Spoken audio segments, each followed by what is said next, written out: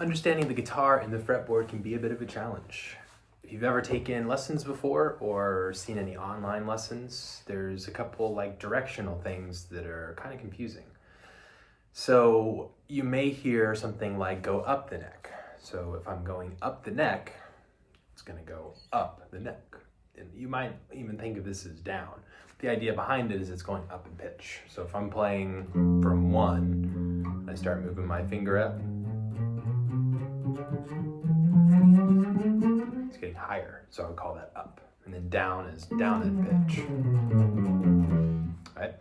But then up and down a string is another thing you got to keep in mind. And that's a little more straightforward. Down is down a string towards the floor, and then up is up towards the ceiling. So for instance, if I'm playing a scale or something, I might say like, oh, if you're on the 3rd fret, you're gonna go up to the 5th. So that would mean up 2 frets to the 5th.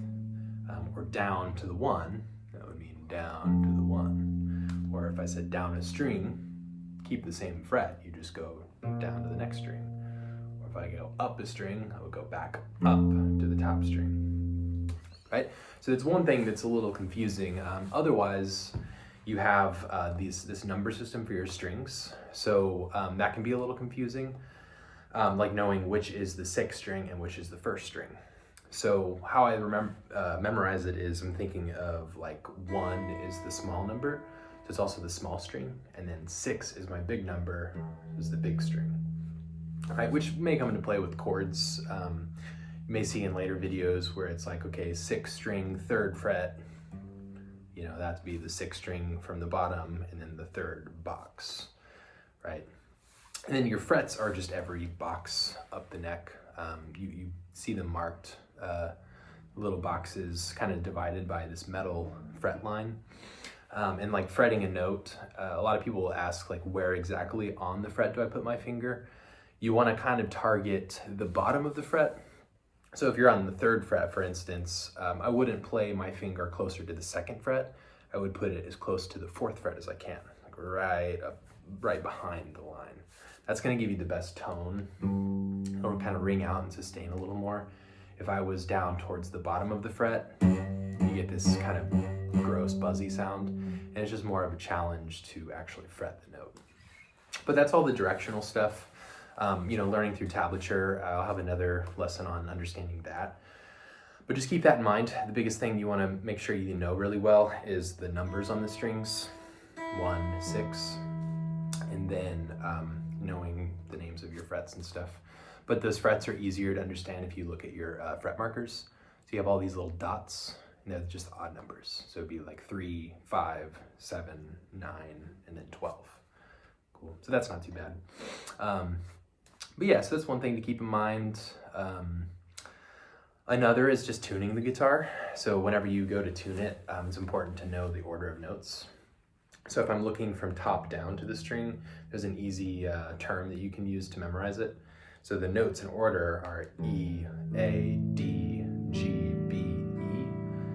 One thing you can say to memorize it is Eddie, 8, dynamite, good, bye, Eddie. It's kind of a fun way to memorize it. All right, but yeah, so hopefully that helps. You know, those are just some directional stuff just to get the navigating the fretboard a little easier, but not too bad. Otherwise, for electric guitar players, I see a lot of questions asked about all of these knobs and stuff at the bottom. So if you're curious about that, in the guitar, for the electric guitar, it's built based off of these pickups, which if you can see on this guitar, this is a Telecaster, I've got one here and then one here. So this is the bridge pickup, this is the neck pickup. They both have different tones, and then you might have seen a little switch right here. On like Telecasters and Stratocasters, they're kind of around at the bottom.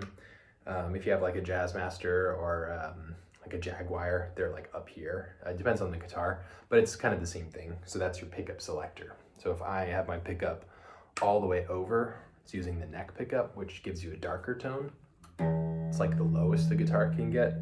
But then if I flip it all the way back, it's a little bit brighter. It's very subtle. But then if you want to affect that tone, that would be your tone knob. So one's for volume, one's for tone.